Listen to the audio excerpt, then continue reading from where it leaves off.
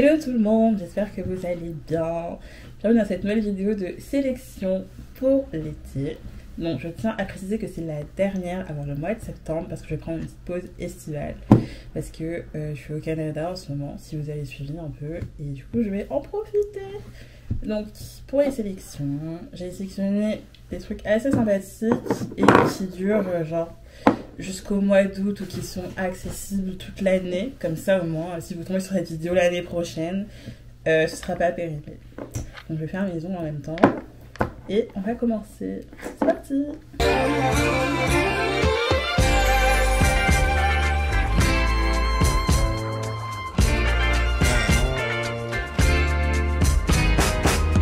J'aime beaucoup. C'est la coulée verte René Dumont. Donc la coulée verte, c'est une promenade suspendue qui est située entre Bastille et Vincennes. Et avant, c'était un chemin de fer qui traversait Paris en son long, si je dis pas de bêtises. Et il y a plusieurs accès. Et mon accès préféré, c'est celui qui est situé juste à côté de l'Opéra de Bastille, donc sur le viaduc des Arts. Et c'est super beau, genre ça fait une longue promenade, il y a des fleurs, surtout en été, genre vous pouvez faire du vélo, il y a des fleurs, il y a des arbres, enfin c'est vraiment un moyen de se déconnecter un peu de la ville, mais aussi de la voir de haut, donc avec une autre perspective, et c'est vraiment très cool, genre. Et du coup c'est accessible toute l'année. Après les horaires changent en fonction des saisons, genre avec leurs hivers. Mais là normalement, si je dis pas de bêtises, pardon, c'est ouvert de 7h à 21h. Donc franchement ça fait une jolie balade dans Paname quoi. Ensuite je vous propose d'aller à l'aquarium tropical du Palais de la Porte Dorée. Donc c'est situé dans le 12e. Il y a un aquarium tropical qui regroupe plein d'espèces aquatiques qui viennent du monde entier et c'est vraiment stylé, genre il y a des activités aussi et ça permet vraiment de se dépayser un peu et d'être au frais, surtout parce que vu qu'il va faire chaud. Petit aquarium, petite date, petit rendez-vous et tout. En plus après vous pouvez passer au musée qui va bientôt réouvrir son exposition permanente le 17 juin. Donc franchement ça vaut le coup et puis ça fait toujours plaisir. Donc que vous ayez une fibre artistique ou non, une petite après-midi drink and paint, c'est assez cool.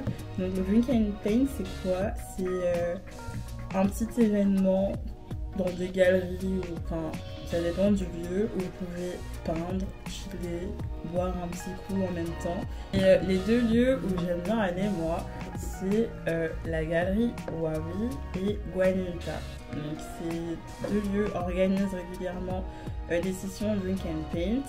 Il y a Guanyuta qui organise des brunch and paint. Donc c'est assez cool, genre, tu prends ton brunch en même temps, tu peux créer une œuvre d'art. Après ça reste une activité qui a un certain prix, mais je trouve que ça vaut le coup, genre au moins une fois pour en profiter quoi. Un de mes lieux préférés aussi où aller en été, c'est les grandes serres tropicales en général. Donc il y en a une au Jardin des Plantes, donc généralement c'est dans le 5e arrondissement et il y a des grandes serres de plantes tropicales, genre c'est trop stylé, genre il fait super chaud par contre à l'intérieur, mais c'est super dépaysant. Et il y en a aussi au jardin botanique dans le 16e et c'est assez cool, genre pour profiter, en plus prendre des photos, genre faire des photos de ouf et aussi apprendre sur la végétation en fait. Voilà. D'ailleurs, si vous allez aux grandes serres tropicales au Jardin des Plantes, juste après vous pouvez aller à la mosquée de Paris qui est juste à côté et qui a un salon de thé. Donc la mosquée de Paris c'est la plus ancienne mosquée qui se situe à Paris, genre elle est trop... L'architecture est vraiment magnifique et on peut la visiter et aussi aller y prendre un petit thé et manger des pâtisseries dans le salon de thé. Je crois qu'il y a un hammam aussi, je dis pas de bêtises, bref c'est très sympa. Genre j'y ai déjà été et franchement c'est... j'ai kiffé. On part sur un petit violet de chez Essie. Donc, si vous voulez découvrir l'artisanat sénégalais mélangé à l'art contemporain, je vous conseille d'aller à la galerie du 19M. Donc, la galerie du 19M, c'est un lieu qui a ouvert l'année dernière, ou il y a 2 ans, j'avais été et franchement c'est super bien parce que c'est une galerie qui met en avant les métiers d'art, donc à savoir les métiers qui permettent de créer les vêtements haute couture, genre qu'on voit dans les défilés. Donc c'est un lieu qui regroupe plusieurs maisons. Donc il y a beaucoup d'artisans qui travaillent par exemple pour Chanel et pour d'autres marques. Et en ce moment, il y a une expo qui met en avant l'artisanat sénégalais. Donc vous pouvez y aller. J'ai pas eu l'occasion d'y aller, mais ça termine à la fin du mois de juillet. Et il y a un atelier qui est organisé où vous pouvez aider à confectionner une broderie qui représente la ville de Dakar. Parce que moi j'avais fait il y a 2 ans et on a fait une broderie participative qui représentait la carte du Grand Paris et c'était vraiment stylé de ouf. Donc c'est gratuit cet été si vous avez rien à faire et que vous voulez faire un truc un peu créatif. Première couche. Au musée des arts décoratifs, donc qui est situé rue Rivoli dans le 1er arrondissement, vous avez une expo en ce moment qui s'appelle des cheveux et des poils. Donc c'est une expo qui s'intéresse à la représentation du cheveu et du poil dans l'art, dans la mode, enfin, dans plein de domaines artistiques, genre, et comment il est traité, genre quand il disparaît, quand il est mis en avant, par exemple avec les perruques et tout, enfin ça a l'air stylé. Malheureusement je vais pas pouvoir y aller, mais vous termine le 7 septembre, donc vous avez le temps d'y aller et c'est plutôt cool. En plus c'est le MAD, enfin, du coup c'est le musée des arts décoratifs, c'est gratuit pour les moins de 26 ans, donc vous pouvez aller visiter les expos qui y sont. Donc il n'y a pas que celle-ci, il y en a d'autres. Mais en tout cas, une petite sortie gratuite si vous avez 26 ans, non, ça fait plaisir. Deuxième couche. C'est beau ou pas? Dites-moi en commentaire si c'est beau. J'ai jamais fait de chit-chat comme ça, je trouve ça sympathique. Je vais vous proposer, c'est un truc que j'ai toujours voulu faire mais j'ai pas encore eu l'occasion, c'est d'aller visiter le musée des égouts. Genre, le musée des égouts, il est situé près de la Tour Eiffel. Et c'est un musée où vous êtes carrément dans des bouches d'égout, genre dans les sous-sols, les souterrains, et vous découvrez l'histoire de la création des égouts, comment ça fonctionne, parce que c'est quelque chose qu'on ne voit pas à Paris. Genre, tout ce qui passe par... Je sais pas si ça a plu par contre, ça m'étonnerait, mais c'est assez insolite et je trouve que c'est un truc à faire au moins une fois, genre comme ça vous pouvez étaler votre science sur le fonctionnement des égouts, je sais pas, à une soirée. Ouais, quoi. Si vous le faites, dites-moi en commentaire ce que vous en avez pensé. Parce que j'ai trop envie de le faire. Je pense que quand je reviendrai à Paris, je ferai le musée des égouts et je ferai une petite vidéo pour vous montrer. Bon, on va laisser sécher. Sinon, à la Fondation Louis Vuitton, vous avez l'exposition Warhol et Basquiat à 4 mains.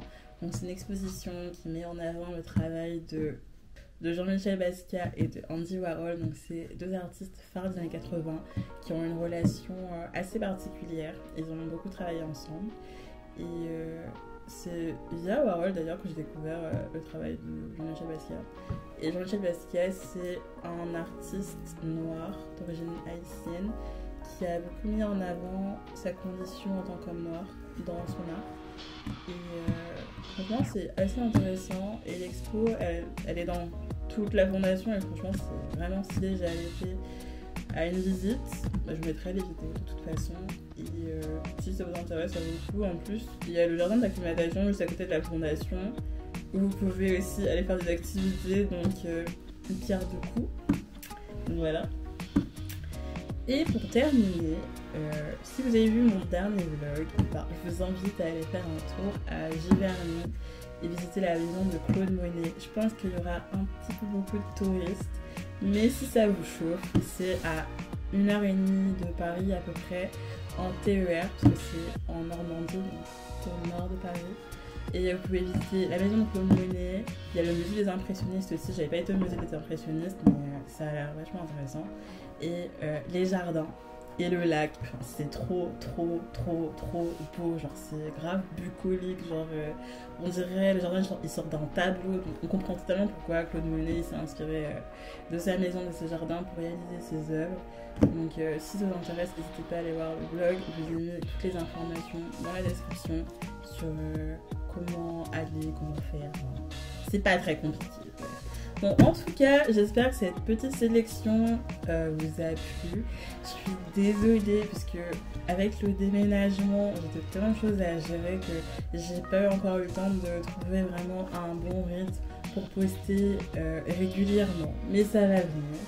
Donc du coup, ce sera ma petite pause. Les sélections vont revenir au mois de septembre parce que vu que la plupart des établissements ferment et puis aussi il y a beaucoup de choses qui se font en plein air et qui durent pas très longtemps, je peux pas vous proposer des trucs hyper stylés et tout comme d'habitude. Donc en tout cas, même si les sélections s'arrêtent pour cet été, je vais quand même poster des petits vlogs parce que je fabrique à Montréal. Parce que oui, je suis à Montréal, du coup je suis en stage. Je vous invite à aller voir la vidéo que j'avais faite sur mon départ. En tout cas, je vous souhaite un bel été, profitez bien, faites attention à vous, à même pas avec des mains. Et je vous dis à la prochaine.